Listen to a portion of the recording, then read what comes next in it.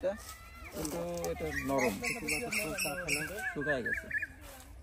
ও তাহলে তো হয়ে গেছে। ভিডিও করতেছেন নাকি? হ্যাঁ এটা পার্টনার পাই গেছে অর্ধেকে। এটা তো ইয়া বুঝলাম তো। এটা কি কোনটা মানে গাছ থেকে পাকা না পড়ে ইয়ে হয়ে গেছে? দেখি কি অবস্থা। না ইয়ে হয়ে গেছে, একটু পাকে গেছে, সে কারণে ওটা খাওয়া যাবে। হ্যাঁ হ্যাঁ মোটর খাচ্ছেন? আম কি পেকে গেছে? পাকা আম খাচ্ছে আমাদের আলমগীর হোসেন রঞ্জু। কেমন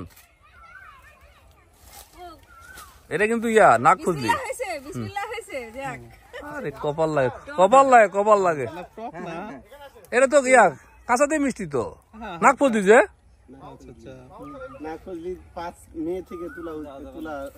মিষ্টি তো মিষ্টি নাই স্যার, মিষ্টি হয়নি, দুর্দান্ত স্বাদ হয়েছে। গরমের সময় স্বাদ হবে আলাদাই, টক টক টক টক। জি স্যার।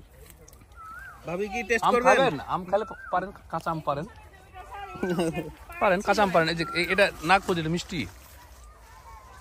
টেস্ট করুন, মিষ্টি হয়নি।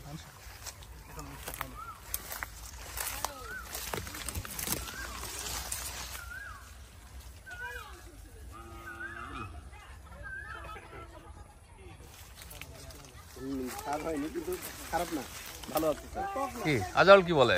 জি স্যার, চমৎকার। এই গরমের মধ্যে একটু হালকা টক, সেই মজা, সেই স্বাদ। বাবা বাবা, আলহামদুলিল্লাহ। এই যে আল্লাহর বান্দা, শুকরিয়া, শুকরিয়া। হ্যাঁ শুকরিয়া, নেগেটিভ কিছু বলতে হবে না খাবার সম্পর্কে। আল্লাহর দান।